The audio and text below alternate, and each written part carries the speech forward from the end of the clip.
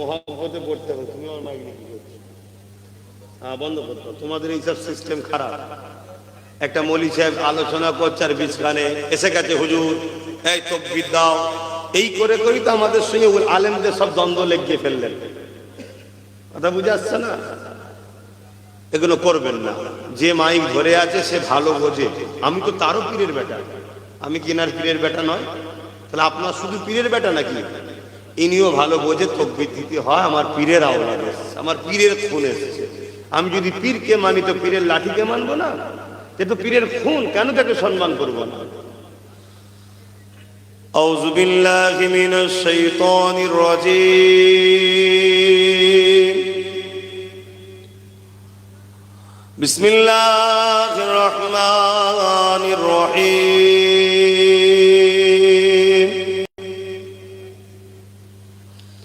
قال الله تعالى في كلام المزيد والفرقان الحميد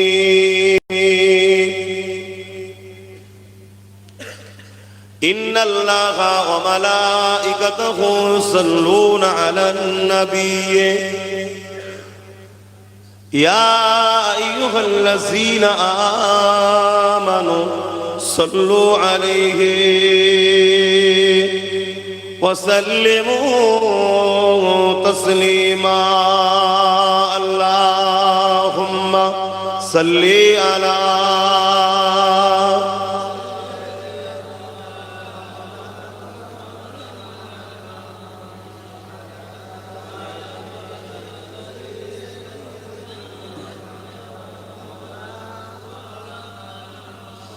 पैगंबरों का रोज़ा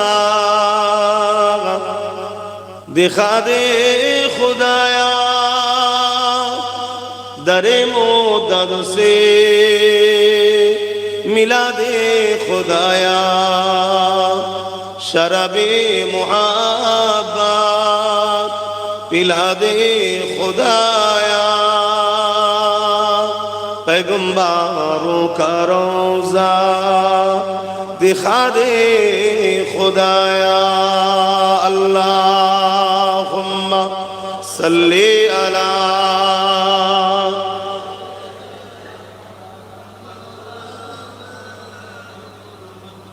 वला आली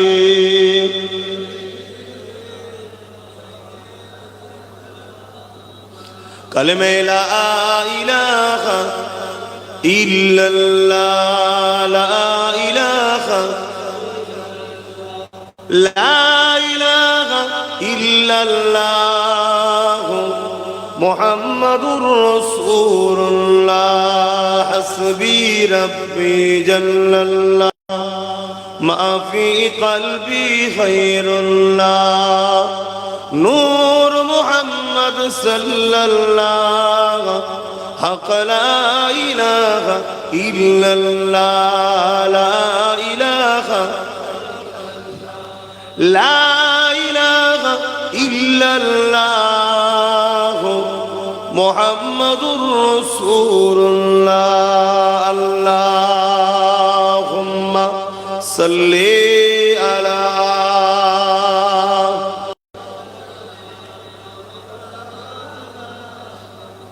वला आली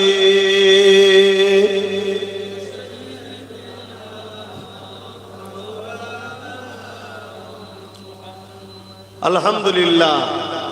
লম্বা চওড়া ভূমিকা নয়, সংক্ষেপ সময়। আমরা ইসলাম ধর্মের অনুসারী, বলি আলহামদুলিল্লাহ। খুশি তো নাকি? এই পৃথিবীতে হাজারো ধর্ম আছে, কোন ধর্মের পক্ষে বিপক্ষে আলোচনা করার কোনো শখও নেই, ইচ্ছাও নাই। যার কাছে ধর্ম তার কাছে, তার পছন্দ তার কাছে। আলহামদুলিল্লাহ, আমাদের ধর্মের নাম হলো ইসলাম। তামাম কায়নাতের স্রষ্টা রব্বুল আলামিন বলছেন ইন্না দীনা ইনদাল্লাহিল ইসলাম। মহান স্রষ্টার কাছেও পছন্দনীয় মনোনীত ধর্ম হলো ইসলাম। বলুন সুবহানাল্লাহ। আমরা গুনাহগার, গুনার মাফ আছে, কিন্তু বেঈমানের মাফ নাই।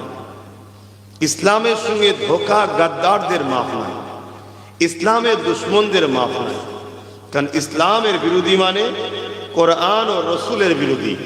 কোরআন রসুলের বিরোধী মানে স্বয়ং স্রষ্টার বিরোধী। আর স্রষ্টার যে বিরুদ্ধে যাবে তাকে স্রষ্টা মাফ করবে না। একটা হলো নিজের জীবনের ক্ষতি, আর একটা হলো মহান স্রষ্টার মনোনীত ধর্মের ক্ষতি। দুই ক্ষতি কিন্তু এক নয়। নিজের ক্ষতি যদি কেউ করে, সে যদি তওবা ইস্তেগফার করে, আল্লাহ তাকে মাফ করবেন, অদা করেছে। কিন্তু কেউ যদি দিনের ক্ষতি করে, আল্লাহ তাকে কিন্তু ক্ষমা করবে না। আজ আমাদের ধর্ম ইসলাম, এই ইসলাম শুরু হয়েছে বাপ আদম মা হাওয়া থেকে। অনেকে বলে ইসলাম ১৫০০ বছরের, এটা তাদের শিক্ষার অভাব বা মিথ্যাচার করার একটা লক্ষ্য শুধুমাত্র। ইসলাম শুরু হয়েছে পৃথিবীতে দুটো মানুষ দ্বারা, এক হলো আদম আর এক হলো হাওয়া। তার আগে কোনো মানুষ ছিল না, ধর্মের প্রয়োজনও ছিল না। বাপ আদমও তাওহীদ বিশ্বাসী, মা হাওয়াও তাওহীদ বিশ্বাসী। পৃথিবীতে সর্বপ্রথম ইসলামের আলো ভারতবর্ষে এসেছে, জোরে বলুন সুবহানাল্লাহ।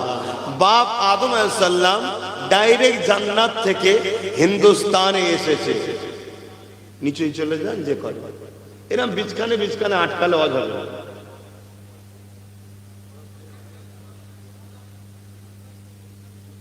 কিছু মনে করো না, এত লোক স্টেজে রাখা উচিত না, কিন্তু তারপরেও চলো। এখন আমার এমনি গাড়ি 15 মিনিটে লেটে এসছে। এখন যদি এইসব বাঁচতে যায় আরো দেরি হয়ে যাবে, ওই জন্য শুরু করে দিলাম। দেখলেন না, ভূমিকা টুমিকা কিছু দিলাম, বিচখানে আটকাবেন না। প্রতিটা মানুষের ফোকাস যদি ঠিক জায়গায় থাকে, আলোচনাটা পর পর বেরোবে। বিচখানে ঢুকে গেলে এদিক ওদিক হয়ে যাবে। তা হযরতে আদম আলাইহিস সালাম ডাইরেক্ট জান্নাত থেকে হিন্দুস্তানে এসেছে। সারে জাহাঁ সে আচ্ছা, বলুন বলুন, হিন্দুস্তান হামারা। হিন্দ যুক্ত স্থান, খুশবুদায়ক গাছের জায়গা। খুশবুদায়ক গাছের জায়গাকে বলা হয় হিন্দুস্তান, হিন্দ যুক্ত স্থান। এই হিন্দুস্তানে ডাইরেক্ট বাপ আদম আলাইহিস সালাম এসেছে। सारे जहां से अच्छा हिंदुस्तान हमारा। क्यों हिंदुस्तान सारे जहां से अच्छा? क्योंकि हिंदुस्तान हर इंसान का पहले जो बाप है, आदम सफीउल्लाह का मुल्क हिंदुस्तान है। बोलिए सुभान अल्लाह। এবং খেয়াল করে দেখবেন, হিন্দুস্তানে পৃথিবীতে যত ধর্ম আছে, সব ধর্মের লোক হিন্দুস্তানে একটা করে স্যাম্পল হলো আছে। হিন্দুস্তানের মতো পৃথিবীতে কোনো দ্বিতীয় দেশ নেই। কেন? এই দেশটা হলো সমস্ত মানুষ জাতির আব্বার দেশ। তাই তার ধর্মটা কি তার বিষয়, কিন্তু সবাই তার বাপের দেশে আছে। এবং জাজিরাতুল আরব, যেটা আমার নবী পাক সাল্লাল্লাহু আলাইহি সাল্লামের দেশ, যেটা হলো আম্মা হাওয়া তেনার দেশ। জোরে বলুন সুবহানাল্লাহ। তো যাই হোক, পুরো পৃথিবী জুড়ে ইসলামকে বারবার টার্গেট করা হয়েছে, মিটিয়ে দিবার। হাজারো মিথ্যাচার হয়েছে, ইসলাম কে লিয়ে হাজারো ফিল্ম তৈরি হয়েছে, ইসলাম কে লিয়ে হাজারো কার্টুন তৈরি হয়েছে, ইসলাম কে লিয়ে হাজারো জালিম অত্যাচারী শাসকরা তাদের ক্ষমতা পর্যন্ত প্রয়োগ করেছে ইসলামকে মিটাবার জন্য। এমনও শাসক এই দুনিয়াতে গেছে, ইসলামকে মিটাবে বলে 1 লক্ষর উপরে উলামাকে কতল করেছে, 1 কোটির উপরে মুসলমানকে মেরেছে। বাগদাদের জমিনে দাজলা নদী, ফোরাত নদী, এই দাজলা নদীর পানিকে লাল পর্যন্ত করে দিয়েছে মুসলমানদের রক্তেতে।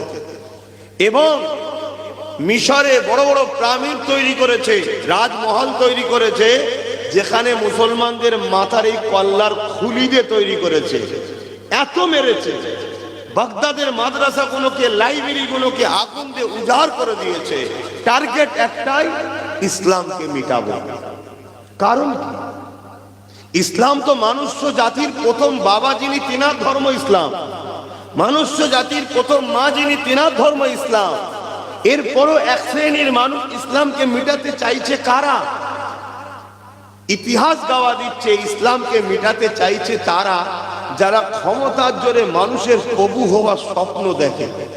আর ইসলাম বলছে প্রভু হলো একজন, লা ইলাহা ইল্লাল্লাহ। বলুন লা ইলাহা ইল্লাল্লাহ, আল্লাহ কে সিवा दूसरा कोई माबूद ही नहीं। তাহলে তারা দেখছে, যারা মানুষের প্রভু হতে চায় তারা দেখছে ইসলাম থাকলে আমার তো বাধা হচ্ছে, তাই ইসলামকে মিটাও, তাহলে লা ইলাহা ইল্লাল্লাহ থাকবে না, আমার বিরোধী করার কেউ থাকবে না। তাই ফেরাউনও চেয়েছিল ইসলামকে মিটাবো, নমরুদও চেয়েছিল ইসলামকে মিটাবো, এজিদও চেয়েছিল ইসলামকে মিটাবো, আবু জেহেল, উতবা, সাইবা, উমাইয়াও চেয়েছিল ইসলামকে মিটাবো, এমন করে বুশ চেয়েছিল ইসলামকে মিটাবো, চিঙ্গিস খান চেয়েছিল ইসলামকে মিটাবো। আজকে বড় দুঃখের বিষয়, আমার বাপ আদমের দেশে তো একদল কিছু মানুষ বেরিয়েছে যারাও চাইছে ইসলামকে মিটাবে। এ হাওয়া নতুন করে শুরু হয়েছে না হয় না? এরা জানে না ইসলামটা কি। এরা মনে করেছে মুসলমানকে মেরে ফেলা মানে ইসলাম শেষ। এরা জানে না বুশ ইসলামকে মিটাতে গিয়ে নিজের কন্যাকে ইসলামে দিয়েছে।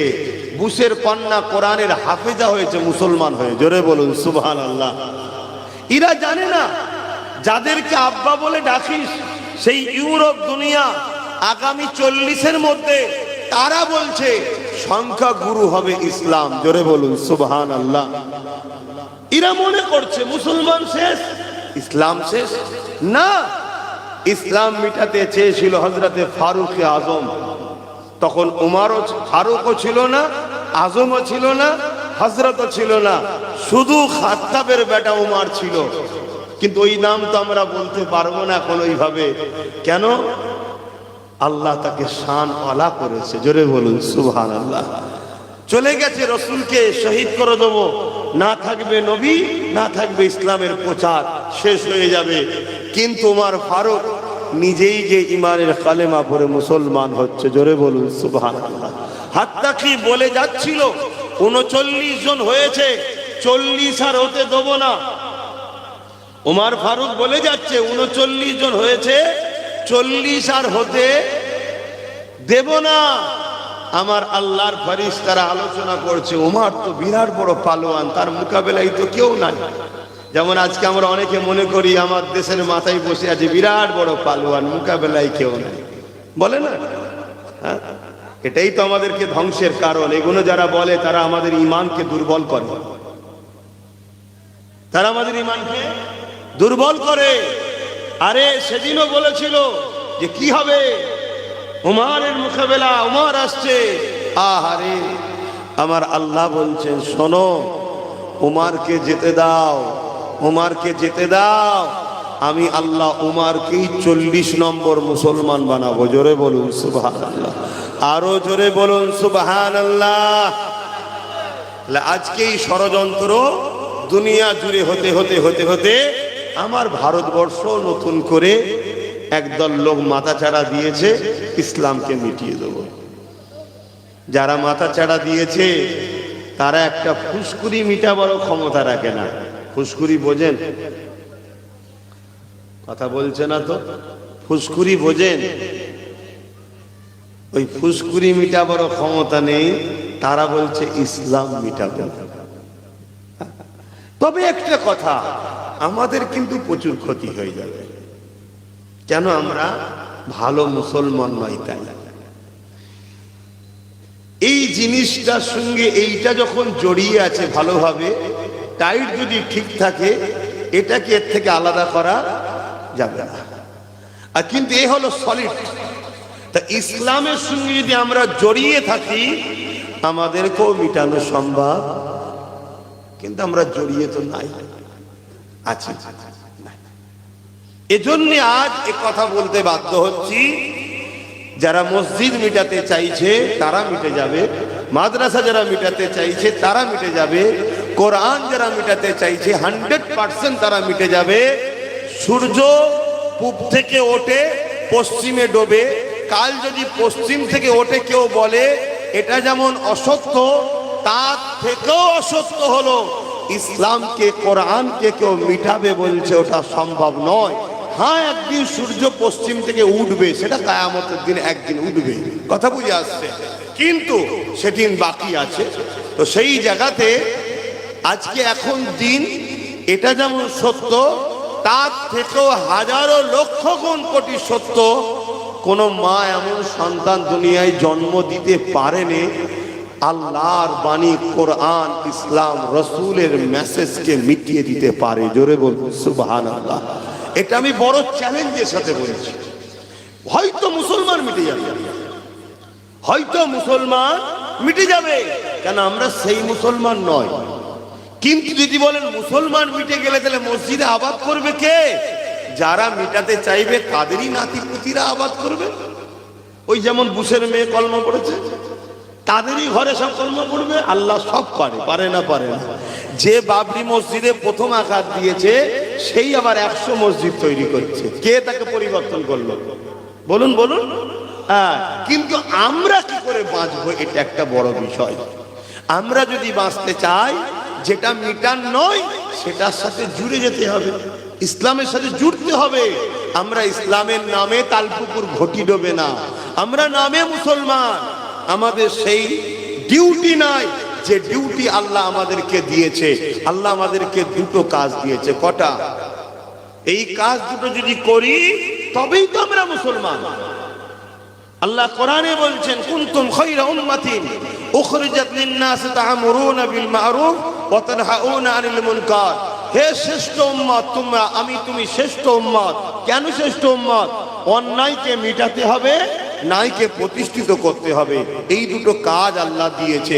এই দুটো কাজ যদি আমরা করার দায়িত্ব নিই, আবার যদি বদর হয় বিজয় আমাদের হবে, আবার যদি খন্দক হয় বিজয় আমাদের হবে, আবার যদি দুনিয়াতে মঈনুদ্দিন আজমিরের মোকাবেলায় কেউ যেমন এসেছিল, এক মঈনুদ্দিনেরই বিজয় হয়েছিল। জোরে বলুন সুবহানাল্লাহ। আমরা আমাদের ডিউটি ভুলে গেছি। আমাদের ডিউটি দুনিয়ার বেঈমান, জালিম, অত্যাচারী, ঘুষখোর, জিনাখোর, চরিত্রহীন, সমাজ বিরোধী, মানবতা বিরোধী নেতাদের পিছনে ঘোরা আমাদের ডিউটি নয়। আমাদের ডিউটি হলো এই গরিবের এতিমের চোখের পানি মুছানো, এই গরিবের বিধবার অধিকার দেওয়া, এই সমাজ থেকে মদকে মুক্ত করা, এই সমাজকে দুর্নীতি মুক্ত করা, এই সমাজকে ঘুষ মুক্ত করা, এই সমাজকে রেপ মুক্ত করা, এই সমাজকে দুর্নীতি মুক্ত করা, এই সমাজের মানুষের অধিকার দেওয়া। এই সমাজের যদি হিন্দু বিপদে পড়ে তাকেও বাঁচানো, এই সমাজে যদি আদিবাসী বিপদে পড়ে তাকেও বাঁচানো, এই সমাজে যদি মতুয়া বিপদে পড়ে তাকেও বাঁচানো।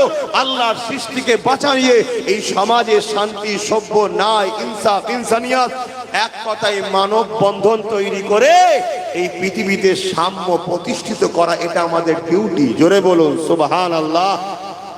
তার মধ্যে যেতে পারে নামাজের কথা বলবেন না? নামাজ হলো ব্যক্তিগত ডিউটি। নামাজ ব্যক্তিগত ডিউটি, এটা হলো সামাজিক ডিউটি। ব্যক্তিগত ডিউটি, আমি এসে নামাজ পড়লাম আপনার গ্রামে, নাই তো ডাইরেক্ট করে পড়তে পারতাম। আমি যদি নামাজ না পড়তাম কার ক্ষতি হতো ভাই? বললাম, আমি যদি নামাজ না পড়ে উঠে চলে আসতাম, কার ক্ষতি হতো? আপনাদের কারো ক্ষতি হতো? আমার ক্ষতি হতো। আমি নামাজ পড়লাম, আপনাদের কারো লাভ হয়েছে? আমার লাভ হয়েছে। এটা হলো ব্যক্তিগত জীবনে। কিন্তু এই সমাজ থেকে যদি মদকে বন্ধ করা যায়, বলুন শুধু আমার লাভ? বলুন বলুন বলুন। এই সমাজের মেয়েগুলো বেঁচে যাবে। আজকে যদি 100টা রেপ হয়, 90টা মদের কারণে। শুনছেন তো নাকি? আজকে যদি 100টা অ্যাক্সিডেন্ট হয়, 80টা মদের কারণ। 100টা যদি তালাক হয়, ডিভোর্স হয়, 80টা মদের কারণ। 100টা যদি অ্যাক্সিডেন্ট হয়, 80টা মদের কারণ। তা ইসলাম মদের পক্ষে হ্যাঁ কি না? তা মদ মুক্ত সমাজ গড়ার দায়িত্ব আমাদের আছে না নাই? এ কথা যেই বলবো অমনি আবার বলবে হুজুর রাজনীতির কথা বলছে না কি বললি? তার মানে কি মুসলমান আমরা হয়েছি, বুঝতে পেরেছো? আমরা ধর্মটাকেই চিনি না। আমরা মনে করি বেশ দাড়ি থাকবে, মাথায় টুপি থাকবে, মসজিদে নামাজ পড়বে, এরাই হলো বড় বড় সব মুসলমান, এরা আল্লাহর ওলি। আরে মালিকি ধর্মেতে, মালিকি মাযহাবে দাড়ি দূর থেকে দেখা গেলেই হবে, তাদের ধর্মের ফতোয়া। তাহলে তো মালিকি মুসলমানগুলোকে আপনারা তো মুসলমানই বলবেন না, কারণ তাদের কারো এক মুষ্টি দাঁড়িয়ে নেই। শুনছেন তো নাকি? তা 4 ইমামের মধ্যে একটা ইমাম তো ইমাম মালিক, তাকে তো হক বলতেই হবে আপনাকে। তিনি আহলে সুন্নাত ওয়াল জামাতের। এইটা জানেনই না আপনারা। দাড়ি হলো ব্যক্তিগত ইউনিফর্ম, টুপি হলো ব্যক্তিগত ইউনিফর্ম। এই যে টুপি নেই এতগুলো ছেলের মাথায়, এসব বেঈমান নাকি রা? এই গুনাহ হচ্ছে নাকি এদের? না, কিন্তু আমি যে নেকিটা পাচ্ছি ও পাই না। ও নবীর একটা সুন্নতের সওয়াব পাচ্ছে না, আমরা যারা পড়েছি আমরা পাচ্ছি। কিন্তু ওই ছেলেটা যদি ঘুষকে বন্ধ করার জন্য লড়াই করে, বলুন পুরো সমাজ বাঁচবে না? বাঁচবে না? আজকে ঘুষের জন্য উপযুক্ত লোক চাকরি পাচ্ছে না, অনুপযুক্ত লোক চাকরি পাচ্ছে। তারপরে আপনার ছেলে তার কাছে পড়তে যাচ্ছে, সে টেবিলে মাথাতে ঘুমোচ্ছে, আপনার ছেলে দিনকে দিন পড়াতে গুল্লা পাচ্ছে। আপনার ঘুষ চলাকালীন ঘুষ শুধু চলছে বলে, আরে আপনারা খারাপ লিখছেন না তো? আমরা শুধু মনে করি পুলিশ ভাইদের মধ্যে এক অংশ শুধু ঘুষ নেয়। আমি এক অংশ বলছি, কারণ সব পুলিশ ঘুষখোর নয়। আপনি মানতে পারেন, আমি মানি না। কথা বুঝে আসছে না? নয়, সব পুলিশ ঘুষখোর নয়। আর ঘুষের কথা বললেই আমাদের ব্রেনে চলে আসে পুলিশ হলো ঘুষখোর। না, পুলিশকে থেকে হাজারো লক্ষ গুণ বড় ঘুষখোর ঠান্ডা করে বসে থাকে। পুলিশ তো ঘুষ খায় নিজের জন্য নয়, পুলিশ ঘুষ খায় আমার তোমার ভুলের জন্য। একটা অপদার্থ নেতা তৈরি হয়, তার চাপে পুলিশ বাধ্য এর কাছে ওর কাছে হাত পাততে। কথা বুঝছেন না? বোঝেন না? হ্যাঁ, কিন্তু ঠান্ডা ঘরে বসে লক্ষ লক্ষ কোটি কোটি টাকার ঘুষের লেনদেন চলছে। উপযুক্ত লোক চাকরি পাচ্ছে না, উপযুক্ত লোক মেডিকেলে চান্স পাচ্ছে না। লাস্টে কি হলো? আপনি একদিন সেই মেডিকেলে ডাক্তারের কাছে গিয়ে চিকিৎসা করতে গেলেন, অনুপযুক্ত ডাক্তার হওয়ার জন্য কাটার দরকার ছিল, ডান দিকে কেটে দিয়েছে, বাঁ দিকে আপনি মরে গেছে। তাহলে ঘুষটা সমাজের জন্য ব্যাধি না ব্যাধি না? কিন্তু রোজা 1 মাস রেখেছি আমি, আপনিও রেখেছেন, সমাজের কি উপকার হয়েছে? আমার অজ বুঝতে হবে। এ শুনছেন তো নাকি? খারাপ লিখছেন নাকি? কেন আপনাদের এলাকায় তখন বাপরে বাবা আলেম উলামার অভাব নেই। আর মাফ করবেন, আরো অনেক কিছুই চলছে, শুধু গ্রাম দখল চলছে। ব্যাঙের ছাতার মতো যে যেখানে পাচ্ছে একটা করে মাদ্রাসা গজিয়ে দিচ্ছে। শুধু ঢাড্ডা লেগিয়ে দে, বাৎসরিক একটা জলসা কর আর হই হই কর। কথা বুঝেছেন নাকি? মাদ্রাসা তো বসিরহাট হুজুরের এত বড় মাদ্রাসা হয়েছে কি? সেদিন তো পুরো ভারতবর্ষ পশ্চিমবাংলায় একটাই ছিল, আলিয়া। আলহামদুলিল্লাহ, এত ফিতনা ছিল না। আজ এত মাদ্রাসা হয়ে, এত মৌলভী সাহেব হয়ে মুসলমানের মধ্যে যা খেয়েই হচ্ছে বলার মতো নয়। তাহলে কি আমি মাদ্রাসা শিক্ষার বিরুদ্ধে বলছি? না, বিরুদ্ধে নয়। কিন্তু যখন আল্লাহ ছেড়ে দিয়ে নিজের নফসের জন্য হয়, তখন তো সেটা কবুলও হয় না, ফিতনা হওয়ার কারণও হয়। তো যাক, তো এই জন্য বলছে আমার অজে আবার আপনারা ভুল ব্যাখ্যা করছেন না তো? এমনি অনেক দূর আসা যাওয়া খুব কম, যদিও বা এলাম একবার। আবার যদি আপনারা ভুল বুঝে যান তাহলে তো সমস্যা। যদি আশপাশে থাকে না আবার ভুল ভাঙাতাম, আশপাশেও তখন মনে হয় কবে আছে আমি জানি না। তাই বুঝাতে চাইছি, ভুল বুঝছেন না তো? তাহলে রোজা 1 মাস ফরজ, আমি রেখেছি, আপনি রেখেছেন, আমার আপনার উপকার হয়েছে। রোজা এত বড় উপকার, যেমন মোবাইলে ভাইরাল ঢোকে, আপডেট মারলে, অ্যান্টিভাইরাস মারলে ভাইরাস কেটে দেয়। রোজা হলো আমাদের 11 মাসের ভাইরাসকে কাটাবার জন্য অ্যান্টিভাইরাস টাইপের আল্লাহ দিয়েছে, পুরো শরীরকে সুস্থ করে। আবার 11 মাস চালাও, খাও, যা খুশি, এর জন্য আল্লাহ আপডেট করে দেয়। জোরে বলুন সুবহানাল্লাহ। তাহলে রোজা আমাদের ভালো না খারাপ? রাখতে হবে না? হবে না? কিন্তু সমাজের কি উপকার আমি এটা বুঝাতে চাইছি। সমাজকে বাদ দিয়ে তো মানুষ নয়, তা সমাজের উপকার কি হলো? কিন্তু এই সমাজে যদি ঘুষকে বন্ধ করা যেত, নেশাকে বন্ধ করা যেত, রেপকে বন্ধ করা যেত, দুর্নীতিকে বন্ধ করা যেত, মিথ্যাচারকে বন্ধ করা যেত, তাহলে এই সমাজ পুরো উপকার হতো না? হতো না? এটা কি ইসলাম না? ইসলাম না? একটু জোরে বলেন, এটাই তো ইসলাম। আল্লাহ নবী যখন মক্কা জমিনে আগমন করলেন, আল্লাহ নবী 40 বছর বয়স যখন হয়ে গেল, নবী আমার দ্বীনের মেসেজ যখন দিতে লাগলেন, সর্বপ্রথম নবী কি বলেছিলেন? লা ইলাহা ইল্লাল্লাহ আনা মুহাম্মাদুর রাসূলুল্লাহ, আল্লাহ के सिवा दूसरा कोई माबूद ही नहीं, मैं मोहम्मद अल्लाह के रसूल हूँ। এই কথা বলার পরে নবী পাক কি কাজ শুরু করেছিলেন? আল্লাহ নবী সর্বপ্রথম যে কাজ শুরু করেছিলেন, ওই কাজটা হলো জুলুমের বিরুদ্ধে।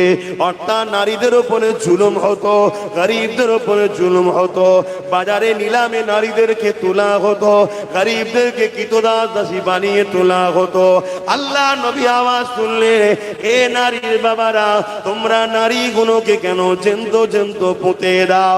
এ বিশ্বে নারীরা শুনে রেখে দাও, আমার রাসূলুল্লাহ যদি না থাকে, নবীর দ্বীন যদি না থাকে, ওই সমাজে নারীর কোনো মূল্য নাই, ওই সমাজে নারীর কোনো ইজ্জত নাই। আমেরিকা নিজেকে দুনিয়ার শ্রেষ্ঠতম দেশ বলতে পারে, কিন্তু আমেরিকার নারীদের কোনো মর্যাদা সম্মান নাই। আমেরিকায় প্রতি 1 সেকেন্ডে একটা করে নারী ধর্ষিতা হয়, কিন্তু 1450 বছর আগে আমার নবী মদিনায় রাষ্ট্র কায়েম করে দিয়েছে। নবী আমার বিচার করে দিয়েছে, যদি কেউ নারীদের উপরে জুলুম করে, রেপ করে, তার একটাই শাস্তি হলো মৃত্যুদণ্ড। এ যুবকেরা, তরুণেরা, বাপেরা, সেই 1450 বছর ধরে আজকের দিন পর্যন্ত মদিনার জমিনে রেপ তো দূরের কথা, কোন নারীকে কেউ ইফটিজিংও করে না। আরো জোরে বলে। এবারে বলো যুবক, আমার ধর্ম পেয়ে আমরা গর্বিত নয়? একটু হ্যাঁ কি না মুখে বলো, মুখে হ্যাঁ কি বলো, গর্বিত না গর্বিত নয়? তাহলে বলো, তোমার ধর্মের জন্য তোমার কি অবদান আছে? বলো, তুমি সবার জন্য অবদান তোমার আছে। বলো, তুমি সবার জন্য লড়াই করো, সবার পিছনে ছুটে বেড়াও, সবার জন্য সময় দাও, সবাইকে নিয়ে ভাবো, এ দল না চলে যায়, ও দল না চলে আসে, হাজারো কিছু তুমি টেনশন করো। তুমি বলো, তোমার দিনের জন্য তোমার কি অবদান আছে? তুমি কখনো ভেবেছো যে হারা আমার দিনকে নিয়ে এত মিথ্যাচার হচ্ছে কেন? আমি যুবকদের জিজ্ঞেস করছি, আমি যুবকদের জিজ্ঞেস করছি, বলো তোমরা কি একবারও ভেবেছো যে আমার দিনের উপরে এত মিথ্যাচার হচ্ছে কেন? আজকে একদল মিডিয়া দিন রাত ধরে 24 ঘন্টা তারা ইসলাম ইসলাম ইসলাম ইসলাম ইসলাম ইসলাম, আমার দিনকে নিয়ে এত পরেশান কেন? ইসলামকে তারা তো সব সময় নিচু করার চেষ্টা করছে কেন? তুমি কি কখনো ভেবেছো? তুমি কি কখনো ভেবেছো এই গণতান্ত্রিক দেশে, ধর্মনিরপেক্ষতার দেশে, স্বাধীন ভারতবর্ষে, যেখানে মুসলমানের অবদান অন্য সবার থেকে অনেকটা বেশি, যেটা আজকের ইন্ডিয়া গেট প্রমাণ দিচ্ছে, মুসলমানদের উলামাদের অবদান সমস্ত মানুষের থেকেও বেশি। কল দিল্লি থেকে লাহোর পর্যন্ত প্রত্যেকটা মুসলমানকে হাফেজ আলেমদের ঘরে গাছের দুদিকে ফাঁসিতে ঝুলিয়েছে ব্রিটিশরা। এমন করে সেই মুসলমানদের ধর্ম ইসলামের উপরে আজকে স্বাধীনতার পর আজকে উত্তর 24 পরগনাতেই ব্যারাকপুর ভাটপাড়াতে একজন কেউ বলছে ইসলামে নাকি রেপ করাটা ভালো কাজ, খারাপ কাজ নয়, কোনো পাপ নয়। এটা কেন শুনতে হচ্ছে আমাকে? বলো যুবক, কখনো কি ভেবেছো? না, কেন তোমাকে ভাবার মস্তিষ্কই আজকের ফেরাউনরা দেয়নি। তুমি ভাবার আগে তোমার সামনে মদের বোতল আসে, তুমি ভাবার আগে তোমার সামনে মেলা আসে, তুমি ভাবার আগে তোমার সামনে লটারি আসে, তুমি ভাবার আগে তোমার সামনে জুয়া আসে, তুমি ভাবার আগে তাদের ঘরের বেটিকে তোমার সামনে দিয়ে দেয়। এরা সব দিতে পারে, শুধু তোমাকে ঘুমিয়ে নেশাতে ফেলে রাখতে চাইছে। কেন? তোমরা জাগলে আচ্ছা আচ্ছা ফেরাউনের নিদ হারাম হয়ে যাবে। এ জাতিকে ঘুম পড়াও, এ জাতিকে মোহাম্মদ রসুলের থেকে সরাও, এ জাতিকে তার কোরআন দূরে রাখো, এ জাতিকে মোহাম্মদ রসুলের ওয়ারিস আলেমে হাক্কানীদের থেকে দূরে রাখো। কিন্তু তুমি আমি জানি না, তোমার আমার ঘুমিয়ে থাকার দরুন তোমার আমার মা বোনের ইজ্জত লুটা হচ্ছে, তোমার আমার বেটিদের রেপ করা হচ্ছে। তুমি জানো না, যেখানে পতিতালয় আছে 100টা মেয়ে থাকলে 70টা তোমার আমার কওমের আছে। কেন? তোমাকে আমাকে ঘুম পেড়িয়ে রেখা হয়েছে। তোমার আমার ঘরের বেটিরা গরিব হয়ে গেছে কেন? তোমার জব নাই, কাজ নাই, চাকরি নাই, ব্যবসা নাই, তোমার নেতৃত্ব নাই, তুমি সমাজে একটা কীট পতঙ্গের মতো পড়ে আছো। তাই তোমার এই গাফলতির জন্য তোমার আমার ঘরের বেটিরা পতিতালয়ে গেছে পেট চালাবে ইজ্জত বিক্রি করে, সেখানে গিয়েও নিরাপদ নয়। সেখানে যখন যাচ্ছে তার কাছে যে পতিতালয়ের হেড আছে সে কাস্টমার দিচ্ছে না। কেন? তুই মুসলমান তাই তোর কাছে যাচ্ছে না। পেটের জ্বালায় তোমার ঘরের বোনটা ইসলাম পর্যন্ত ছেড়ে দিচ্ছে, তোমার হুঁশই নাই। তুমি এখানে এসে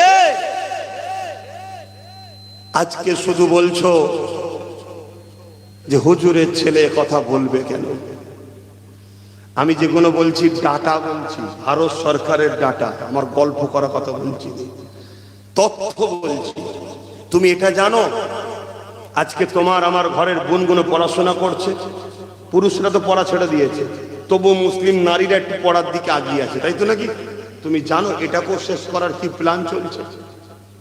এটাকে শেষ করার প্ল্যান হলো মুসলিম মহিলারা যখন, আমার কথায় অসুবিধা হচ্ছে বলুন তাহলে আমি বাবারা বাবারা বাবারা বাবারা করে চলবে না, অসুবিধা কি আছে?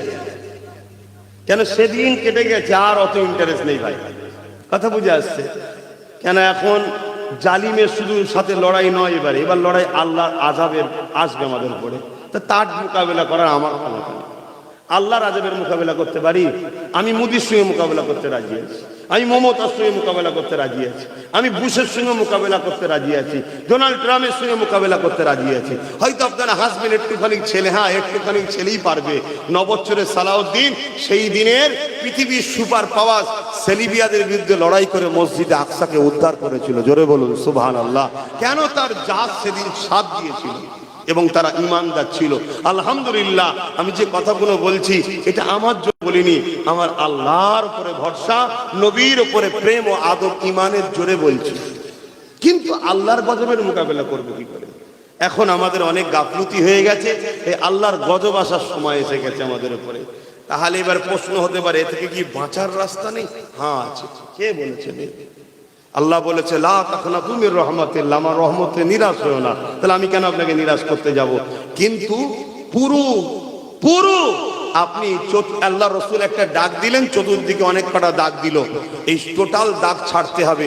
টোটাল এই সিরাতুল মুস্তাকিম একটাই রাস্তা, আজ থেকে অঙ্গীকার করতে হবে আমার উঠা বসা, খাওয়া দাওয়া, চুলা ফেরা, ধর্মনীতি, সমাজনীতি, রাজনীতি, পরিবার নীতি, এডুকেশন নীতি, সম্প্রীতি নীতি, মানববন্ধন নীতি, রাষ্ট্রনীতি, সব নীতিতে একজনই মডেল হবে মুহাম্মদ সাল্লাল্লাহু আলাইহি ওয়াসাল্লাম। জোরে বলুন সুবহানাল্লাহ। অন্য কেউ নয়, কোনো পীর, পিসায়, মুফতি, মাওলানা, হযরত, আজি, গাজী কেউ আমাদের মডেল নয়। আমাদেরকে যদি মোহাম্মদ রসুল চিনাই, তাকে আমি হুজুর বলে, উস্তাদ বলে সম্মান করব, কিন্তু মডেল আমাদের একজন মুহাম্মদ সাল্লাল্লাহু আলাইহি ওয়াসাল্লাম। এই আকীদায় তুমি চলে আসো, এক্ষুনি তোমাকে গায়েবী সাহায্য করা হবে, এক্ষুনি তাতানাজ্জালু আলাইহিমুল মালায়েকা, ফেরেশতা আসবে। কে বলেছে আসবে না? আল্লাহর কোরআন বলছে এই পাঠাবো, ফেরেশতা সাহায্য করবে তোমাদের। কথা মাথায় ঢুকছে? কিন্তু সেই রাস্তায় আসতে হবে তো, যদি না আসতে পারো কি করা যাবে? তো ভাইরা আমার, যে কথা বলছিলাম, আমার বোনেরা স্কুলে যাচ্ছে, পড়াশোনা করছে, আমরা ছেলেরা তো ছেড়ে দিয়েছি। এই সুযোগে একটা নতুন পরিকল্পনা শুরু হয়েছে। কি? প্রকাশ্য মিডিয়াতেও তো বলছে, দেখতে পাচ্ছেন কি জানি না, এসে দেখা যাবে এক অমুসলিম ইসলাম বিদ্বেষী ঘরের কোনো ছেলে দেখা যাবে ওই বোনটাকে এসে বলবে, তোদের ইসলামের এই কাজটা আমার খুব পছন্দ। স্বাভাবিক, আমি ধর্মকে ভালোবাসি, আমার কেউ ভালোবাসে, এবং মায়ের জাতের দিল আরো নরম, তাই তো নাকি? আরো নরম। সঙ্গে সঙ্গে সে ইমপ্রেস হয়ে যাবে, খুশি হবে, আনন্দিত হবে যে একটা অমুসলিম বা ইসলাম বিদ্বেষী ঘরের ছেলে কেউ একজন আমাকে কথা বলছে, বড় খুশি হবে। হওয়ার পরে দেখা যাবে আরো একদিন দুদিন কথা হচ্ছে, তার একসাথেই পরে, তো একসাথেই পরে কথা হতে পারে, কিন্তু নিয়তটা কোন জায়গায় নিয়ে যাচ্ছে দেখুন, এটা একটা প্ল্যান চলছে। তারপরে কিছুদিন পরে বলবে, দেখ আমার কখনো কিছু আটকালে আমি তো পড়ি, তোর একটু নাম্বারটা দে না, তো সে ফোনে কথা বলবো, ফোনে ভালো ভালো কথা বলবে, ধর্মলে কথা বলবে, বলতে বলতে বলতে বলতে একটা দিন অন্য কিছু মেসেজ একটা আসবে। এটা বাস্তব বলছি, এই নিয়ে অনেকে কাজ করছে, তারা আমার সঙ্গে বসেছিল এই জাতিকে বাঁচাবে বলে। তাই বলেছিলাম যে আমি আলোচনা করব, আজকে তোমাদেরকে জানাচ্ছি, ডাটা সহ তা আমাকে দেখিয়েছি। আচ্ছা আচ্ছা, ভালো ভালো ঘরের মেয়েরা জড়িয়ে গেছে, কথা বুঝে আসছে? আগুন আর মোম এক জায়গায় কখনো করতে নাই, হলে পাপ হওয়াটা, গলে যাওয়াটা স্বাভাবিক। তো সেই জায়গাতে তারা কি করবে, এইভাবে আস্তে আস্তে এদের লক্ষ্য কি, এদের লক্ষ্য হলো মুসলিম নারীদের সতীতাটাকে নাপাক করে দেওয়া।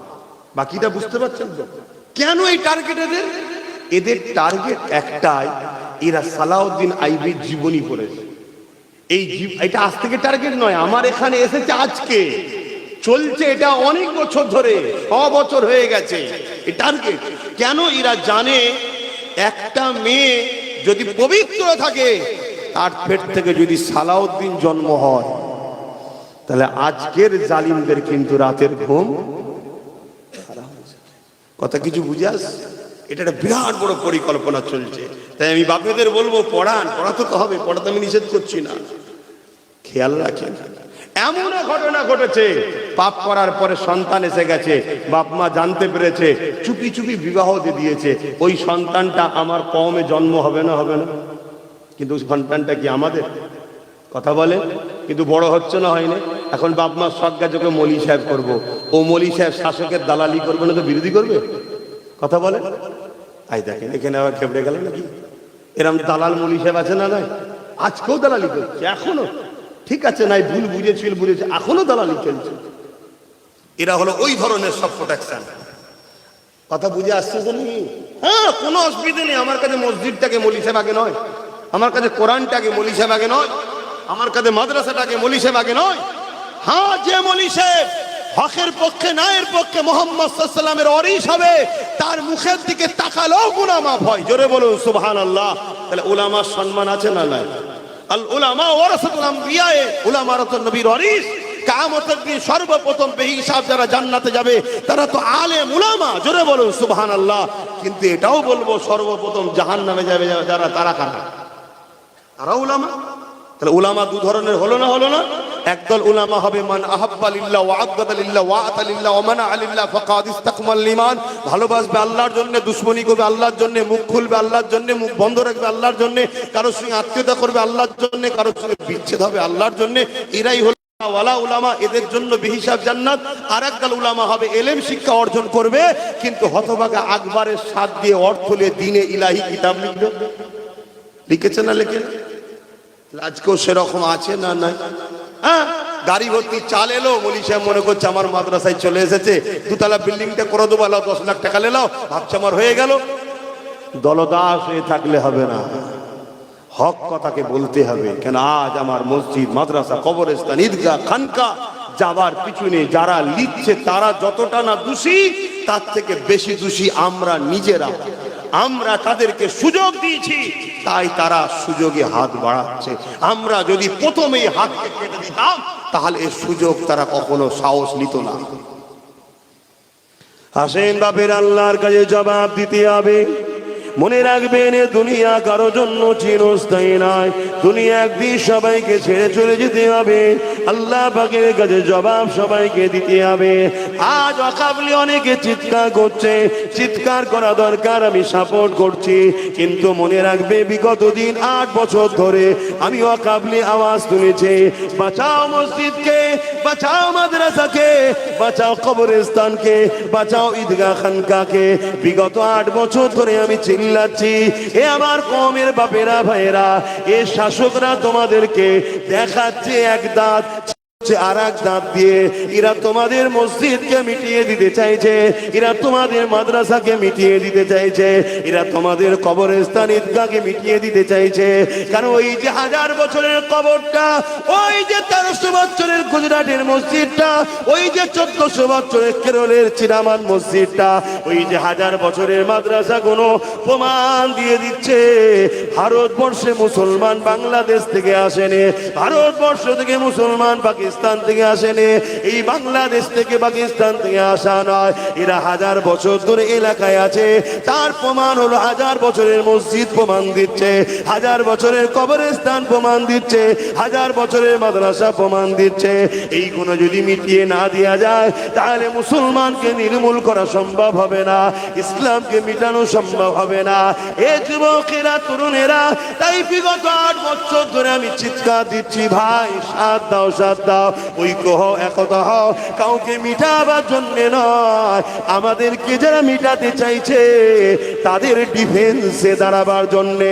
কারণ ইসলাম জুলুম করাকে ইজাজত দেয় না, ইসলাম অত্যাচার করাকে ইজাজত দেয় না, কিন্তু ইসলাম আমাদেরকে কি ইজাজত দিয়েছে সেই ইজাজতের সিস্টেমটা একটু বলে দিয়ে যায়। আল্লাহ নবী চলে যাওয়ার পর মুসাইলামাতুল কাজ্জাব নামে একটা ব্যক্তি নিজেকে নবী দাবি করে বসলো। হযরত আবু বকর সিদ্দিক খলিফা হয়েছে তখন হযরত আবু বকর সিদ্দিক সাহাবা হুজুরদের সঙ্গে পরামর্শ করে 10,000 যুবক সাহাবাদের নিয়ে মুসাইলামাতুল কাজ্জাবের উদ্দেশ্যে রওনা দিল। হযরত আবু বকর সিদ্দিক বলতে লাগলো, আমি মুসাইলামাতুল কাজ্জাবকে প্রথম বুঝাবো, যে যদি না বোঝে খাতমে নবুয়াতকে বাঁচাবার জন্য, খাতমে নবুয়াতের ইজ্জতকে রক্ষা করার জন্য এই মৃত্যু কাজ্জাবের বিরুদ্ধে আমি আবু বকর লড়াই করব। তাহলে অন্যায় দেখলে প্রথম বুঝাবো, যদি না বোঝে তাহলে অন্যায়কে মিটাবার জন্য লড়াই করব। এটা শিক্ষাটা নবী ও আল্লাহর, যে শিক্ষায় শিক্ষিত হয়েছে কারা? সাহাবা হুজুররা। জোরে বলুন সুবহানাল্লাহ। এই নওজোয়ান তরুণেরা, এদিকে ইউরোপ দুনিয়া, এদিকে ব্রিটেন, এদিকে এমন করে ইহুদি খ্রিস্টান সম্প্রদায়েরা মুসাইলামাতুল কাজ্জাবকে এক এমন করে 90,000 সৈন্য দিয়েছে। 90,000 সেনা নিয়ে মুসাইলামাতুল কাজ্জাব তার বিরাট বাংলোর মধ্যে ঘিরে বসে রয়েছে। যেখান থেকে সে খাতমে নবুয়াতের বিরোধী করে নবী দাবি করেছে, তাকে 90,000 সৈন্য ঘিরে রেখেছে। এই 90,000 সৈন্য সাপোর্ট করছে ইসলাম বিদ্বেষী রাষ্ট্রগুলো। এই সময় আবু বকর সিদ্দিক মাত্র 10,000 যুবক সাহাবা নিয়ে গেছে। আর আজকে মুসলমানের ঘরের ছেলেদের কথা কি? আমরা তো সংখ্যায় কম, কি করে আমরা কি করব? ইতিহাস বলছে সংখ্যায় কম যেদিন আমরা ছিলাম সেদিন জালিমরা আমাদের কাছে মাথা নত করত। আজ আমরা সংখ্যা বেশি হয়ে গেছে, জালিমদের কাছে আমরা গোলাম হয়ে গেছি। এ থেকে বোঝা গেছে সংখ্যা বেশি হতে পারে, এই বেশির মধ্যেই তো গাদ্দার ঢুকে রয়েছে। শুনছেন তো নাকি? যেদিন সংখ্যা কম ছিল দুনিয়া আমাদের কাছে, জালিমরা আমাদের কাছে মাথা নত করত। আর আজকে সংখ্যা বেশি, আমরা জালিমদের গোলাম হয়ে গেছি। কারণ কি? আমাদের মধ্যে ঘোলা পানি ঢুকে গেছে। ঘোলা পানি বোঝেন তো নাকি? হ্যাঁ, আমার জমিন কিন্তু চাষ অন্যজন করে চলে গেছে। বাকিটা বোঝার হয় বুঝুন, আর বেশি খুলে বলতে পারবো। আশা করছি সব ভালোই বুঝা ছেলে নাকি? হাঁ করলেই ধরে নিচ্ছে এখন কি বলতে চাইছে। আর এগুলো বুঝবেন না, কি কোম্পানি, বুঝতে পারছেন তো? বুঝতে পারছি। তরুণেরা মুসাইলামাতুল কাজ্জাবের কাছে আল্লাহ নবীর সাহাবী হযরত আবু বকর সিদ্দিক 10,000 সাহাবাদের নিয়ে গিয়ে গেল। সাহাবা হুজুরকে রেখে দিয়ে হযরত আবু বকর সিদ্দিক এইভাবে আগিয়ে গেলেন। 90,000 সৈন্য নিয়ে মুসাইলামাতুল কাজ্জাব বড় অহংকারের সঙ্গে বসে রয়েছে। হযরত আবু বকর সিদ্দিক বলতে লাগলো, এ মুসাইলামাতুল কাজ্জাব, আল্লাহর কোরআন যেখানে বলেছে ওয়ালাকির রাসূলুল্লাহ ওয়া খাতামান নবী, আমার নবী পাক হলো শেষ নবী, সেখানে তুমি নবী দাবি করে কেন সমাজের বুকে ফিতনা লাগাতে লেগেছো? এই কথা যখনই বলতে লেগেছে, এ মুসাইলামাতুল কাজ্জাব, তুমি পরিবর্তন হও, তুমি তওবা করে ইস্তেগফার করো, ফিরে আসো। মুসাইলামাতুল কাজ্জাব আবু বকর সিদ্দিকের কথাকে শুনছে, কিন্তু চতুর্দিকে আবার তাকিয়ে দেখছে আবু বকরের সাথে মাত্র 10,000 আছে আর আমার দিকে 90,000 রয়েছে। অর্থাৎ এই সুযোগে আবু বকরকে ছেড়ে দেওয়া যাবে না। এই সুযোগে আবু বকরের 10,000 সাহাবা সাথীদেরকে মেরে দিতে হবে, কেন আমার হাতে 90,000 রয়েছে। ঠিক আজকে না মুসাইলামাতুল কাজ্জাবরাও ভাবছে, আজকেও মুসাইলামাতুল কাজ্জাবরা ভাবছে মুসলমানের হাতে কোনো নেতা নাই, মুসলমানদের কোনো এমপি মন্ত্রী নাই, মুসলমানদের কোনো মিনিস্টার নাই, মুসলমানদের কোনো সিএম পিএম নাই, মুসলমানদের কোনো সেনা নাই, পুলিশ নাই। এই সুযোগে এদেরকেও ভারত থেকে মিটিয়ে দিতে হবে। ভাবছে না? হবে না? কিন্তু ওরা জানে না রেজাল্টটা কি হয় পরে, এটা ওরা বোঝে না। আল্লাহ প্রথম চিটেগুলোকে সাইজ করে দেবে। চিটে বোঝেন তো, ধানের সাথে থাকে, প্রচুর মুসলমান মরবে প্রথমে, অস্বীকার করছি না, চিটেগুলো। এবার যদি বলেন ভালো, হ্যাঁ ভালো একটা দুটো যাবে, কে বলে যাবে না? আপনি দেখবেন একটা জারে দুটো আম থাকে, একটা পচা আর একটা ভালো। আপনি দেখবেন যখন ছাড়াবেন এই পচার সাথে ঠেকে থাকার জন্য ও পচে গেছে। কথা বুঝছেন তো? হযরতে নবী লূত আলাইহিস সালামকে আল্লাহ বলেছিল, নবী তোমার উম্মতের মধ্যে থেকে ৮০,০০০ লোককে মারবো, তার মধ্যে ৪০,০০০ ভালো, ৪০,০০০ খারাপ। আল্লাহ বললেন, আল্লাহ ভালো লোকগুলোকে কেন মারবেন? খারাপ লোকগুলো পাপ করেছেন, মারেন মারেন মারবেন, অন্যায় করেছে শাস্তি তো পেতেই হবে। আল্লাহ পাক কি উত্তর দিয়েছে জানেন? ও নবী লূত শোনো, ভালো লোকগুলো খারাপ লোকের বিরোধী না করে মেশে কেন, তাই এগুলোকেও মারবো। তাহলে আমরাও মার খাবো, কেন খাবো?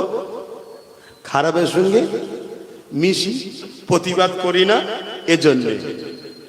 কথা শুনছেন তো নাকি? যেমন নামাজ পড়া ইসলাম নাম, ভালো কাজ যেমন ইসলামের নাম, অন্যায়কে মিটানোটাও ইসলামের নাম।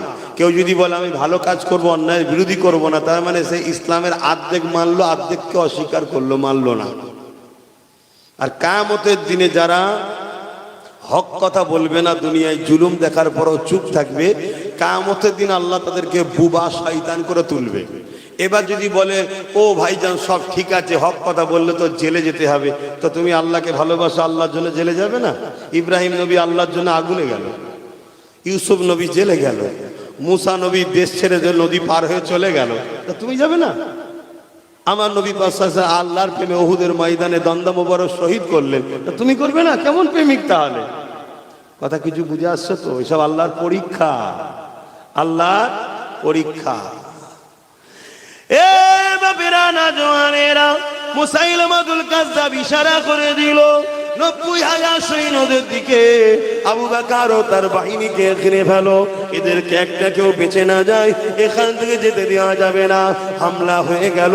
সিদ্দিক আকবর আওয়াজ দিয়ে দিলে, ভাইরা আমরা এসেছিলাম বুঝাবো বলে, কিন্তু যখন হামলাই চাইছে, ডিফেন্সে তৈরি হয়ে যাও।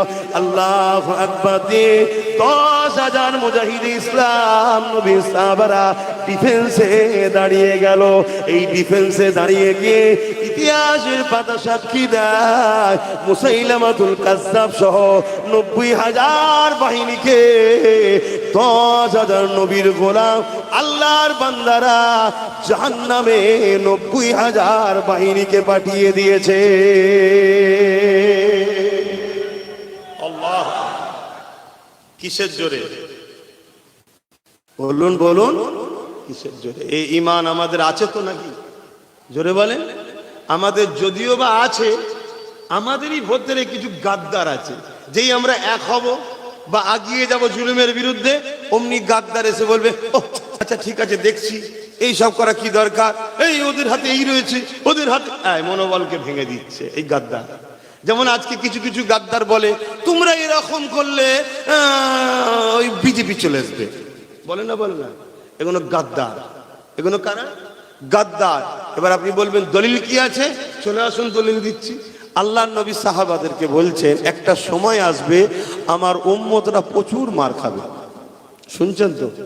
আমার উম্মতরা প্রচুর মার খাবে। হ্যাঁ, লাস্টে তো ঘুরিয়ে দেবো, চিন্তা করছেন? শুনছেন তো? অসুবিধা হচ্ছে নাকি আপনাদের? আর একটু বলি, আপনাদের বাঁচাবার ষাট মা বলছে একদম মগরেবের আজানের শেষ, তাহলে আসরের নামাজটা কোথায় পড়বো? মগরেবের সাথে নাকি? হ্যাঁ, এ কি সে আরাফা থেকে মুজদালিফায় নিয়ে যাবে নাকি? একসাথে এক ওয়াক্ত দু ওয়াক্ত নামাজ পড়ে নেবে। তো যাই হোক, তো ভাইয়ের আমার, তা কি কথা বলছিলাম? হ্যাঁ, আল্লাহ নবী বলছেন আখেরি জামানায় আমার উম্মতরা প্রচুর মার খাবে। সাহাবা হুজুররা জিজ্ঞেস করছেন ইয়া রাসূলুল্লাহ, হাবিবাল্লাহ, আমার ভাইদের সংখ্যা কি কম হবে? আল্লাহ নবী বললেন না, সংখ্যা কম হবে না। তো নবী যখন বলেছে সংখ্যা কম হবে না, তাহলে আমাদের সংখ্যা কম কি? জোরে বলুন। গনে যারা তারা আমাদের নয়, কাউন্টিং যারা করে তারাও আমাদের নয়, কম্পিউটার যারা লোড করে তারাও আমাদের নয়, যারা প্রকাশ করে তারাও আমাদের। কমিয়ে রাখা হয়েছে, কমিয়ে রাখা হয়েছে। কথা কিছু মাথায় ঢুকছে? হ্যাঁ। তো সেই জায়গাতে আল্লাহ রসুল বলছেন মার খাবে, সংখ্যা অনেক হবে তাও মার খাবে। সাহাবা হুজুররা বললেন তাহলে কারণ কি? আল্লাহ নবী বললেন, কি হলো নিচে বসলো, উপরে বসো। আল্লাহ নবী বললেন মার খাবার কারণ হচ্ছে তারা, শুনছেন তো, আল্লাহকে ভয় না খেয়ে মৃত্যুকে ভয় করবে। কাকে ভয় করবে? মৃত্যুকে। আল্লাহকে ভয় খাবে না, ভয় খাবে মৃত্যুকে। আর মৃত্যুর ভয়ে তারা তাগুতি শক্তির দালালি করবে, তাগুতি শক্তির পিছনে ঘুরবে, জুলুম শক্তির পিছনে ঘুরবে, অন্যায়ের বিরুদ্ধে কথাও বলতে চাইবে না। এই খসলত আমাদের মধ্যে ঢুকেছে, হ্যাঁ কি না? আর এই খসলত ঢুকিয়েছে কারা? বলুন। একদল উলামারা, একদল মোল্লা মৌলী সাহেবরাই ঢুকিয়েছে। হ্যাঁ, আমিও উলামা, আমিও মৌলী সাহেব, কিন্তু একদল ঢুকিয়েছে। একদল এই জাতিকে বারবার ভয় দেখিয়েছে। এ জাতি যখন নিজের পায়ে দাঁড়াতে চেয়েছে, এ জাতি যখন নিজের কলেজ, নিজের স্কুল, নিজের প্রতিষ্ঠান নিজের নিজের নিজের করতে চেয়েছে, একদল এই জাতিকে বারবার ভরকে দিয়েছে, ওরকম করো না, ওরকম করো না, ওরকম করো না, ডাকাত ঢুকে পড়বে, ডাকাত ঢুকে পড়বে, বলেছে না বলেছে? তাহলে এই যে ডাকাতের ভয়, আল্লাহর ভয় না খাইয়ে ডাকাতের ভয় খাওয়াচ্ছে, এটা কি উলামাদের কাজ? হ্যাঁ, প্রকাশ্য দুশ্মন যত শক্তিশালী হোক, ইসলামের টোটাল ইতিহাস বলছে আমাদের সামনে সামনাসামনি মোকাবেলাতে কোন মায়ের বেটা আমাদের সঙ্গে পারে না। যত বড়ই শক্তিশালী হোক না কেন, যতবার আমাদের ক্ষতি হয়েছে, আমাদের আপন সেজে আমাদের পিঠে মেরেছে, বুকে মেরে আমাদেরকে দমাতে পারেনি। আমি ভারতবর্ষের ইতিহাস বলছি। ব্রিটিশরা যখন এ দেশকে লুটছিল, ওই সময় ভারতবর্ষের এক মুসলিম নায়ক বলেছিলেন, যদি একটা মুসলমানদের পিঠে গুলি দেখাতে পারো, তাহলে আমাদেরকে যা শাস্তি দেবে, যেখান থেকে চলে যেতে বলবে আমরা চলে যাব। তাদের মুসলমানদের লাশগুলোকে নিখুঁত ভাবে চেক করা হয়েছে, একটা মুসলমানের পিঠে গুলি পাওয়া যায়নি, সব ব্রিটিশদের গুলি মুসলমানদের বুকে লেগেছে। অতএব পিঠ দেখিয়ে পালানো জাতি মুসলমান নয়। এ জাতিকে যতবার মেরেছে, বন্ধু সেজে, ছদ্মবেশী সেজে আমাদের পিঠে ছুরি মেরেছে, তার জ্বলন্ত প্রমাণ আমার রাজ্যের সরকার বিশ্বাসঘাতক করে আজকে কেন্দ্রের আইনকে মেনে নিল। না হয় ক্ষমতা ছিল না, ওরা ডাইরেক্ট এখানে এসে আমাদের উপরে জুলুম করার, আমাদের মসজিদ মাদ্রাসার উপরে জুলুম করার। কথা বুঝে আসছে? আজকে আমাদেরকে গাদ্দারি করলো না করলো না, বিশ্বাসঘাতক করলো না করলো না। দেখুন আজ আমাদের হাতে কিছুই নেই, এমন জায়গায় নিজে দাঁড় করিয়ে দিয়েছে, আমাদের এখন কেউ নেই। বলুন, যে কটা মুসলিম দেখছি এমএলএ, এমপি, মন্ত্রী, একটা কেউ মুসলমান আছে কি সন্দেহ আছে? বাপের বেটা হয় আমার সাথে কোরআন সুন্নাহ নিয়ে বসুক। ওদের দলে তো অনেক ভাড়াটিয়া মুফতি মৌলানা আছে, আমি চ্যালেঞ্জ দিচ্ছি, ব্রিকেটে বাহাতে আসো, ব্রিকেটে বাহাতে আসো, একটা কেউ মুসলমান প্রমাণ করতে পারবে কি আমি দেখবো। কিন্তু নামের আগে সব মুসলমান আছে, নাম নিয়ে কি করবেন? রাইসুল মুনাফিক আব্দুল্লাহ ইবনে উবাইকে জানেন না? হাদিস পড়েন না? জুলখাইসার তামিমি নাম শোনেন না? তারা আমার নবীর সঙ্গে নামাজ পড়েছে, নবীর সঙ্গে জিহাদে গেছে, নবীর সঙ্গে হজ করেছে, নবীর সঙ্গে রোজা রেখেছে, নবীর মজলিসে বসে কোরআন শুনেছে, দাড়ি টুপি পাগড়ি সব ছিল, তারপরও কোরআন তাদেরকে প্রকাশ্য জাহান্নাম ঘোষণা দিয়েছে। কেন? তারা শুধু উম্মতকে ধোঁকা দিবার জন্য মুসলমান সেজেছিল, আর ভেতরে ভেতরে মুসলমানের গোড়া কেটেছে এরা। আজকে দেখুন না কি অবস্থা। এত বড় কথা হচ্ছে, পুরো মুসলমান কেউ বলতে পারলো তোর দল রইলো আমার মসজিদ মাদ্রাসাকে, সে তো আজকে হিরো হয়ে যেত, ঠিক না বেটি? আজকে কোন এক মৌলানা, আমি নাম বলবো না, তাদের পূর্বপুরুষদের অনেক ভালো লোক আছে, তাদেরকে সম্মান করি, কিন্তু কত বড় গাদ্দার চিটিংবাজ দেখুন। তার তো উচিত এই মুহূর্তে ছেড়ে চলে আসা, তোর দলে থাকতে পারবো না, তুই আমার মসজিদ মাদ্রাসা দুশ্মনী করলি কেন? আসতে পারছে?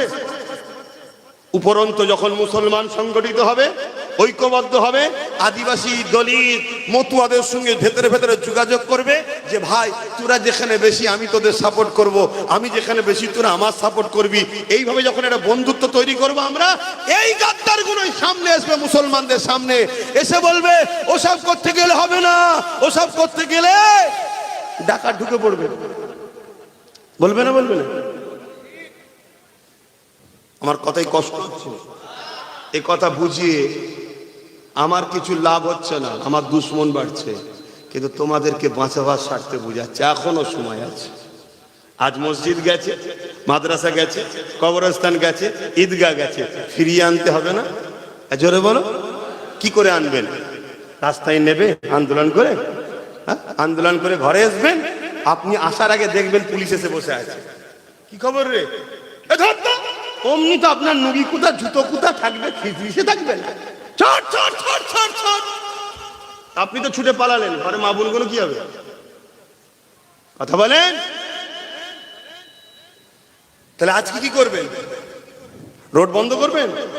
আপনার আমার প্রতিবেশী যারা অমুসলিম ভাই আছে, আমাদেরকে ভালোবাসে না বাসে না? জোরে বলেন। যদি না ভালোবাসতো বাকি সবাই তো তাহলে ডাকাতের সাপোর্ট করতো, কেউ করেছে? তাহলে ভালোবাসে না বাসে না? তাহলে তারাও কিন্তু রোড বন্ধ করলে আস্তে আস্তে আমাদের উপরে ক্ষিপ্ত হবে, কারণ তাদের যাতায়াতের অসুবিধা হচ্ছে, কে অফিসে যাচ্ছে, কে ডাক্তার দেখাতে যাচ্ছে, তাহলে কি করবে বলুন? আমার যদি কথা শোনেন, আমার বুদ্ধিটা বলবো, কি করবো? এই শুনবেন না, আবার বলবেন হুজুর রাজনীতি করছে কেন? হ্যাঁ, যদি কারো মধ্যে এই কথা জাগে, তার জন্য আমার একটা উত্তর আছে। সেই উত্তর হলো এটা, আপনারা রাজনীতির নেতাগুলোকে বলবেন যে আপনারা রাজনীতি করছেন না ধর্মনীতি করছেন, কোনটা করছেন ওদেরকে আগে জিজ্ঞেস করুন। যদি বলেন রাজনীতি করছি, তাহলে মসজিদ মাদ্রাসা কবরস্থানলে মাথা মারতে হবে না, রুজি রুটি চাকরি বাকরিলে মাথা মারে। ওদেরকে যাকে বলেন, তাহলে আমি আমার এখানে চলে আসবো। ও আমার মসজিদে হাত দেবে, তা আমি ওর গদিতে হাত দেবো না? কি তখনই তুই বলবি আমার গদিতে হাত দিলি কেন? আমি বললাম মসজিদ থেকে বেরো, তুই তোর গদিতে যে বসবি না, আমি আমার গদিতে মসজিদে তসবি পড়বো? কি তুই আমার ঘরে ঢুকে গেছিস, আমি ঘর তোর ঘরে হাত দেবোই? এখন প্রত্যেকটা আলেম ওলামা, ইমাম, মুফতি, মাওলানা, আমি মনে করি সবার জরুরি হয়ে গেছে মসজিদের জুম্মায় খুতবাতে দাঁড়িয়েও রাজনীতির কথা বলা। কেন রাজনীতি ইসলামে আছে না নাই? জোরে বলে, বলা দরকার, বলা দরকার। তবে এই মেসেজটা যাবে জালিম নেতাদের কাছে, এই সব মুসলমানরা বলা শুরু করেছে, তখন ওরা বলবে এটা কি হচ্ছে, তোমরা হুজুর মানুষ এরকম করছো কেন? তখন আমরা বলবো তোমরা নেতা মানুষ হুজুর হতে চাইছো কেন?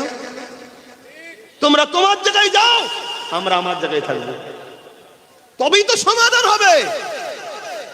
আর নচেতে সমাধানের রাস্তা নেই। বা কথা বুঝে আসছে? তা চলে আসেন, এবার আমি বলছি কি, যে পাওয়ারে ওরা আমার মসজিদ মাদ্রাসা কবরস্থান ঈদগাহ খানকাকে লিখছে, এই পাওয়ারটা কি পাওয়ার? জোরে বলো। রাজ পাওয়ার।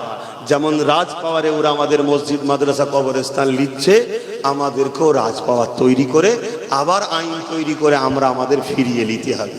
পারবেন না? জোরে বলেন, পারবেন না? কেন আপনারা ছাড়া অন্য কারো দল চলবে না। তাহলে আপনারা তার সঙ্গে কথা বলবেন যে ওয়াদা করবে যে হ্যাঁ আমি যদি আসি বা আমরা যদি আসি তাহলে এই কাজটা করে উইথড্র করে দেবো। কিন্তু তার মানে এটা নয় যে আমরা সবাই মিলে তাকে সাপোর্ট করব। কেন জিতার পরে সে তো আবার গাদ্দার হতে পারে। ওই চেয়ারের একটা পায়া, সেই বলেছিলাম মনে আছে, ওই চেয়ারের একটা পায়া এই যে বসে আছে, আমি আমাদের মৌলানা সাহেবকে দিয়েই বলছি, কথা বুঝে আসছে? মৌলানা সাহেবই ধরুন বসে আছে গদিতে, আর আমি বসে আছো তো নাকি? এখন তিনটে পায়া ওনার নিজের আর একটা আমাদের। উনি যদি ওইখানে বসে আমাদের বিরোধী করে, তাহলে আমরা তো এসে বলবো ওটো আমার পায়াটা খুলে নিয়ে বসে থাকতে পারবে? তাহলে আমাদের যদি 50, 60, 70টা থাকে, বাকি তোরা যা করবি করবে, যা চারজন মিলে মারপিট করে কে কি পেয়েছিস দেখবো। এবারে যে আসবি আয়, আমার পা লাগাই বস। শুনছেন তো নাকি? আমার কথা বুঝছেন তো নাকি? আর বসে যেন বলবি নি দিল্লি চল যাও, তাহলে এসে কান ধরে তুলে দেবো। শুনছেন তো নাকি? হ্যাঁ, যদি আজ আমার হাতে থাক তোর কান ধরেই তুলতুল। বাপের বেটা বলে যাচ্ছি, কান ধরেই তুলে দিতে বল, পাগলামি ধরেছিস। কথা বুঝছেন না, বলছেন না? কিন্তু আমার কম আমার কথা শুনলো না। যদিও বা শুনেছে, ওই এক শ্রেণীর দালালদের ঘরে অর্থ দিয়ে ছেড়ে দিয়েছে, তারা যা ভয় দেখিয়েছে এ কম সব জড়ো হয়ে গেছে। আরে একই ব্যাপার, গোডাউন একটা, শোরুম দুটো, এখানে অন্য নামে বিক্রি হচ্ছে, অন্য রাজ্যে অন্য নামে বিক্রি হচ্ছে। কি পার্থক্য আছে বলুন না? ও মাদ্রাসা ভাঙছে বোল্ডুজার দিয়ে, ও মাদ্রাসা ভাঙছে বোল্ডুজার দিয়ে। ও ওয়াকফকে নিয়ে নিল, ও ওয়াকফকে নিয়ে নিল। আর একটা খবর জানেন আপনারা? এটা জানেন আপনারা? যেসব মসজিদগুলো ওয়াকফে লিল্লাহ নেই, এমনি অনেক মসজিদ আছে তো নাকি, সেই মসজিদগুলোকে সার্চ করে দেখেন, পশ্চিমবঙ্গ সরকার কালেক্টর দখল করে নিচ্ছে। আপনাদের খুঁজেই নেই, আপনি শুধু ওই উকাল লিগে ওর পিছনে ছুটছেন। এই যে ভেতরে ভেতরে কি ক্ষতি আপনাদের করে দিয়ে যাচ্ছে আপনারা জানেন না। আপনাদের আর একটা খবর জানেন? ওবিসি কি হয়েছে? ওবিসি, এই ওবিসি জানেন কি জিনিস?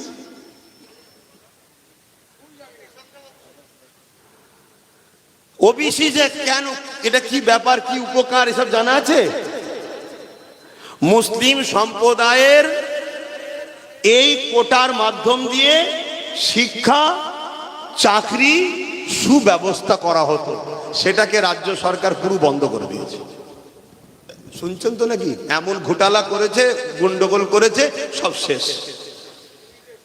তাহলে আমাদের উপকার করেছে তো?